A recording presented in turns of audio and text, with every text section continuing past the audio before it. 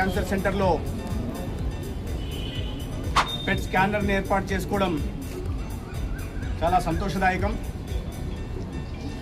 ఇప్పటికే 2 లీనాక్ మిషన్లు, ఒక సిటీ సిమ్యులేటర్, బ్రాకీథెరపీతో పాటు ఇవాళ ఏర్పాటు చేసుకున్న పెట్ స్కానర్ కారణంగా ఈ పెట్ స్కానర్ గవర్నమెంట్ ప్రభుత్వం నుంచి మంజూరైతే, గతంలో లీనాక్ మిషన్ కూడా ప్రభుత్వం నుంచి మంజూరైతే, 2వ లీనాక్ మిషన్ కోసం ప్రత్యేకంగా ఈ స్థానిక పార్లమెంటు సభ్యులు, గౌరవ కేంద్ర మంత్రి తమ్మసాని చంద్రశేఖర్ గారి కారణంగా, వారి కృషి కారణంగా దాదాపు 30 కోట్లతో ఓఎన్జీసీ ద్వారా సిఎస్ఆర్ యాక్టివిటీ కింద ఇంకొక లీనాక్ మిషన్ కూడా మంజూరైన విషయం తెలిసింది. ఈ సందర్భంగా ఒక అద్భుతమైన క్యాన్సర్ సెంటర్ని ఏర్పాటు చేసినందుకు నాట్కో యాజమాన్యానికి నేను ప్రత్యేకంగా ధన్యవాదాలు తెలియజేస్తున్నాను. అదే ఈ నాట్కో సెంటర్లో ఉన్న ఈ కొత్తగా వచ్చిన ఎక్విప్మెంట్స్ వల్ల క్యాన్సర్ నిర్ధారణ ఎంత సులువుగా గుర్తించగలుగుతున్నాము, అదేవిధంగా పేషెంట్కి ఎంత తొందరగా వైద్యాన్ని అందిస్తున్నాము, దానివల్ల పేషెంట్కి వచ్చే ఉపయోగం ఏంటి, ఆ తర్వాత పేషెంట్పై ఆర్థిక భారం ఏ విధంగా తగ్గుతుంది, ఆ వివరాలు పూర్తిగా చెప్పండి. మనకి ముందుగా చూసుకుంటే ఇప్పుడు ఉన్నటువంటి మీరు చూస్తున్న machine this high end linear accelerator అంటారు. So high end linear accelerator ఏంటంటే హై ప్రిసిషన్ రేడియేషన్ డెలివరీ ఉంటుంది. ఫస్ట్ మనం ఒక పేషెంట్ వచ్చినప్పుడు మనం నిర్ధారణ అయిపోయిన తర్వాత సిటీ సిమ్యులేటర్ అనే మెషిన్ మీద సిటీ స్కాన్ చేసి ఈ మాస్క్ ఉన్నది కదా, ఈ మాస్క్ మీద పేషెంట్కి స్కాన్ చేసి దాన్ని కంప్యూటరైజ్డ్ ట్రీట్మెంట్ ప్లానింగ్ సిస్టమ్కి మనం పంపించడం జరుగుతుంది. అలా పంపించిన తర్వాత దాంట్లో మేము క్యాన్సర్ కణాలు ఎక్కడున్నాయి, దాని పక్కన ఉన్నటువంటి సెన్సిటివ్ ఆర్గాన్స్, ఫర్ ఎగ్జాంపుల్ మీకు పిట్యూటరీ గ్లాండ్ ఉందనుకోండి, పిట్యూటరీ గ్లాండ్ని ఐడెంటిఫై చేయడం, పిట్యూటరీ ట్యూమర్ని ఐడెంటిఫై చేయడం, దాని పక్కన ఉన్నటువంటి ఆప్టిక్ నర్వ్, ఆప్టిక్ ఆస్మా అనేవి ఈ 2 కూడాను కంటికి సంబంధించిన నరాలు అనమాట. ఈ నరాలకి డోస్ తక్కువ వచ్చేటట్లుగా, ట్యూమర్కి ఎగ్జాక్ట్గా ఎక్కువ వెళ్ళేటట్లుగా దాన్ని మనం కంప్యూటర్లో మనం కాంట్రోల్ చేస్తాం అన్నమాట.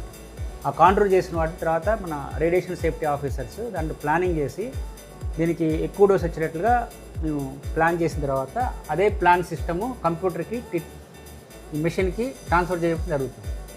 సో ఈ మెషిన్ మనం చేసినటువంటి ప్లానింగ్ ప్రకారంగా ట్రీట్మెంట్ డెలివరీ చేయడానికి ప్రయత్నం చేస్తుంది. సో ఇప్పుడు మన పేషెంట్ ఇలాగా మనం మళ్ళీ అదే సేమ్ పొజిషన్లో పెట్టేటప్పుడు కొంచెం చిన్న అడ్జస్ట్మెంట్లు కూడా జరిగే అవకాశం ఉంటుంది. ఆ అడ్జస్ట్మెంట్లు చేయడానికి దీంట్లో కోన్ బీమ్ సిటీ స్కాన్ అని ఉంటుంది. సో పేషెంట్ కోచ్ మీద ఉన్నప్పుడే మళ్ళీ ఒక సిటీ స్కాన్ చేస్తుంది. దానికి మనం చేసినటువంటి సిటీ స్కాన్కి రెండింటి కూడాను ప్రాపర్గా ఉందా లేదా ఎగ్జాక్ట్గా మెజర్ చేస్తుంది అనమాట. అది ఏమైనా డీవియేషన్ ఉంటే కనుక ఆ డీవియేషన్ ప్రకారంగా దీన్ని టేబుల్ అడ్జస్ట్మెంట్ చేయడం జరుగుతుంది. సో దీనివల్ల ఏంటంటే మనకి హై ప్రిసిషన్ అండ్ యాక్యురసీ అనేది ఫోకస్ చేస్తూ ఎగ్జాక్ట్గా దానివల్ల అక్కడ ట్రీట్మెంట్ జరుగుతుంది. ఇప్పుడు దీంట్లో ఖర్చు పరంగా చూస్తే రోగికి ఏ విధంగా ఉపశమనం లభిస్తుంది? ఖర్చు పరంగా మీకు బయట కార్పొరేట్ హాస్పిటల్స్కి మనం కంపేర్ చేసుకుంటే 3 to 4 lakhs వరకు ట్రీట్మెంట్ ఖర్చు అయ్యే అవకాశం ఉంటుంది. ఏ ట్రీట్మెంట్ అది?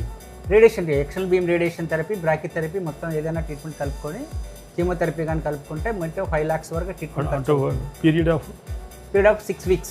6 weeks 6 to 7 weeks ట్రీట్మెంట్కి 6 weeks to 7 weeks ట్రీట్మెంట్కి 3 to 4 lakhs ఖర్చు అయ్యేదానికి ఇక్కడ ఫ్రీగా చేస్తున్నాము. కొంతమంది ఆరోగ్యశ్రీలో ప్యాకేజెస్ ఉంటే ఆరోగ్యశ్రీలో మనం చేసి మనం జనరేట్ చేస్తున్నాము.